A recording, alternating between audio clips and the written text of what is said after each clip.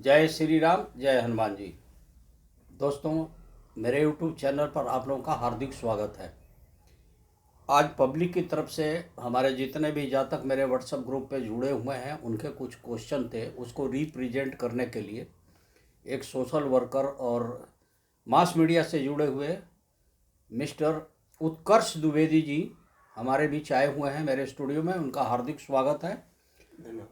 उत्कर्ष Dwivedi ji already mass media से जुड़े हुए हैं और इनका बड़ा अच्छा एंकरिंग वगैरह और कई चीज़ें हैं। तो मैंने इनको ये बोला था कि ठीक है, आप बैठिए, पब्लिक के बीच में ही यूट्यूब पे ही सवाल जवाब होगा, आपके जो भी क्वेश्चन होंगे और पब्लिक के जो क्वेश्चन है वो देखते हुए उसका मैं समाधान निकालूंगा। तो उत्कर्ष द्विवेदी जी, आपसे अनुरोध है जी कि जो भी क्वेश्चंस हैं पब्लिक की तरफ से वो आपको दिखा भी दिया गया है। कुछ क्वेश्चन आपके मन में ही थे, जी जी तो वो आप पूछिए। जी गुरु जी, सबसे पहले तो मेरा प्रणाम आपको और हमारे जो ऑडियंस है उनको भी नमस्कार। जी तो मैं आज आपके पास ये सवाल लेकर आया हूँ कि आप कुछ हनुमान जी के इस प्रकार के उपाय बताइए कि कुछ लोग होते हैं जो मेहनत भी खूब करते हैं, नौकरी भी पाना चाहते हैं, लेकिन उनके जीवन में हमेशा धन का अभाव रहता है। हाँ जी। वो लोग निरंतर प्रयास करते हैं, अपने तरफ से अपनी पूरी कोशिश करते हैं, लेकिन उनके जीवन में हमेशा धन का अभाव रहता है। तो इस पे आप मार्गदर्शन दीजिए। देखिए, एक ज्योतिषाचार्य की हैसियत से पहले सुन लीजिए। जी जिसके धन भाव का मालिक द्वितीय हाउस बोलते हैं, जी उस पर किसी पापी ग्रह का जी दृष्टि हो तो ऐसी स्थिति ज़्यादा बनती है। तो जन्म से ही हम लोग पकड़ लेते हैं, अगर कोई कुंडली दिखाया तो उसका उपाय बता देते हैं। धन के अभाव के एक दो कारण और भी हैं, जैसे लक्ष्मी का रुष्ट हो जाना, कुबेर जी की कृपा ना बरसना। जी कुबेर जी की अगर कृपा ना बरसे तो धन का संग्रह नहीं होता है। जी इस तरह की दिक्कत होती है। तो हम लोग क्या करते हैं कि उसके कुछ उपाय बताते हैं।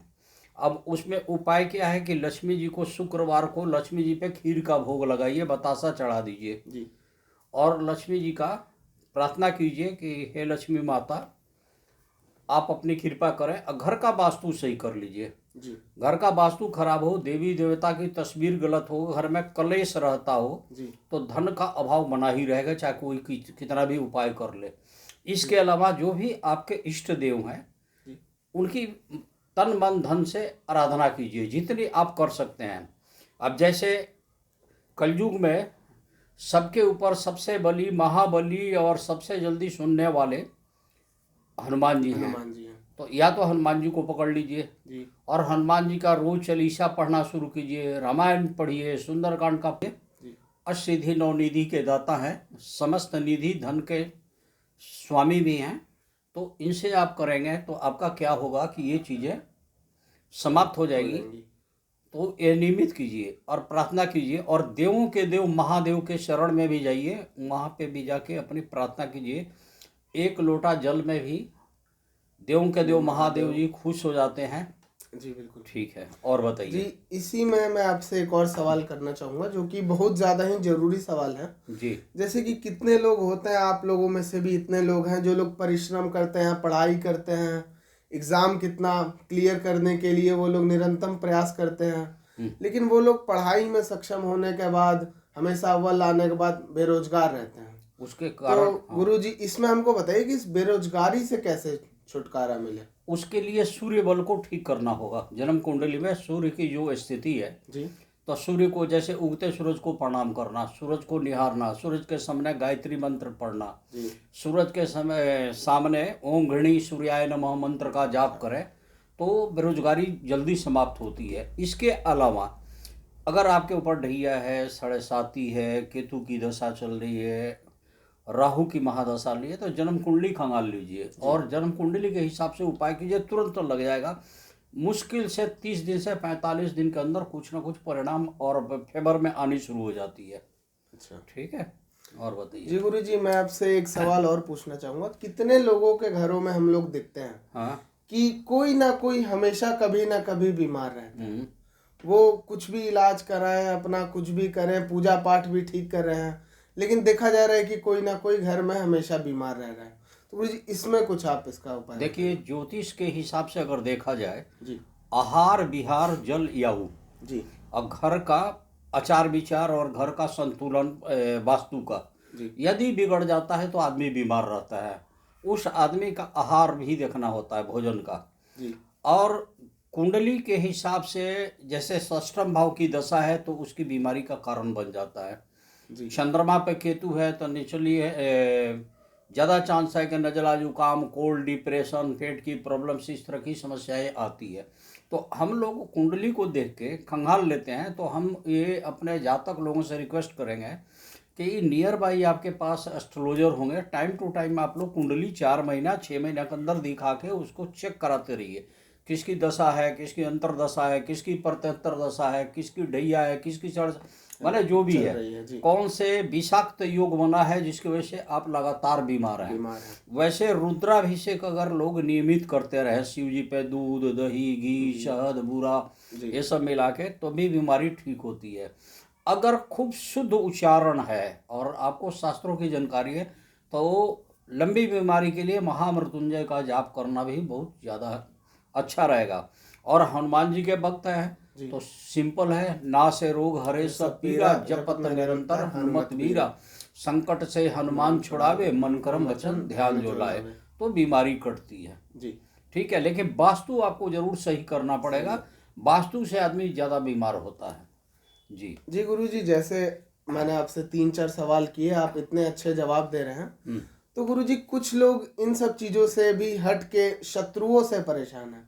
मान लीजिए कोई बिजनेसमैन है, उसका कोई ओपोजिशन में कोई बिजनेस खोल लिया, या तो कोई कंपनी है उसके ओपोजिशन में कोई कंपनी, या तो छोटे लेवल पर भी आप लोग देखेंगे कि जैसे ये जो नॉर्मल लोग काम कर रहे होते हैं वहाँ पर भी उनके शत्रु बन जाते हैं। तो गुरुजी, इसका तो पहले आप कारण बताइए और इसके बाद इसका उपाय बताइए। देखिए, शत्रु कई प्रकार के हैं। प्रतिस्पर्धा एक शब्द होती है, जी कंपटीटर जिसको बोलते हैं। जी बिल्कुल एक सहकर्मी जो है, साथ काम करने वाले, वो भी रंजिश खुन्नस रखते हैं। जी कुछ लोग ऐसे भी होते हैं, ईर्ष्यालु, जेलेसी स्वभाव होती है, जो दूसरे को आगे नहीं बढ़ना चाहते हैं। कुछ अपने रिश्तेदार क्लोज लोग भी होते हैं जी जो टाइम टू टाइम आदमी को परेशान करने के लिए कुछ ना कुछ चुग्गा लगा देते हैं। किसी तरह है, बेसिकली षष्ठम भाव से भी शत्रु का हम लोग जांच पड़ताल करते हैं। और अपोजिशन ग्रुप का कोई ग्रह आ गई है सामने, चाहे वो गोचर में आ गई हो, चाहे उसकी दशा चल रही हो, तो उसको सही करते हैं। तो हनुमान जी का एक मंत्र है, जी ओम नमो हनुमंते सर्व शत्रु संहारणाय, सर्व रोगा हराय, सर्व वशीकरणाय, रामदूताय स्वाहा।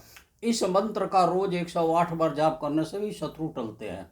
जी यदि काली जी के भक्त हैं जी तो मंत्र है, काली कराली च मनोजवा च सुलोहिता या च सुध्रुम वर्णा सप्लिंगनी विश्व रुचि च देवी लेला यामना इति सतजीवा। ये हो सकता है आप लोगों को कठिन हो। इसके अलावा दुर्गा जी हैं तो वो भी शत्रु का संहार बहुत बढ़िया करती है। जी तो आप उनके सामने भी मंत्रों का जाप कीजिए। दुर्गा सप्तशती में एक से एक मंत्र है शत्रु संहार करने के लिए। जी इसके अलावा भी है एक सिंपल मंत्र है जो मैक्सिमम लोगों को दुर्गा जी का याद है, सर्व मंगल मांगले शिव सर्वार्थ साधिके शरण्यम त्र्यंबकी गौरी नारायणी नारायणी नमस्तुते। जी तो इससे भी शत्रु टलते हैं। अब इसके अलावा शत्रु को टालने के लिए क्या है कि शत्रु यदि बहुत ज़्यादा आपको परेशान कर रहे हों जी तो आप क्या कीजिए कि अपने ऊपर से कुछ मिर्च उतार के जी मंगलवार को या संडे में कहीं जाके जला दीजिए। ऐसा कैसे जलाइए, कोई टोके नहीं, कोई देखे नहीं। जी ये कर सकते हैं। अपने ऊपर से एक कोयला लीजिए, 3 बार left to right anti clock मान के चलिए, उसको उतार के जी बहते पानी में डाल दीजिए, नहीं तो किसी पेड़ की जड़ पर डाल दीजिए। शत्रु का नाश होना शुरू हो जाएगा। और फिर भी मैं बता रहा हूँ कि जो आदमी लगातार हनुमान चालीसा पढ़ता है उसके शत्रु ऐसे ही छट जाते हैं।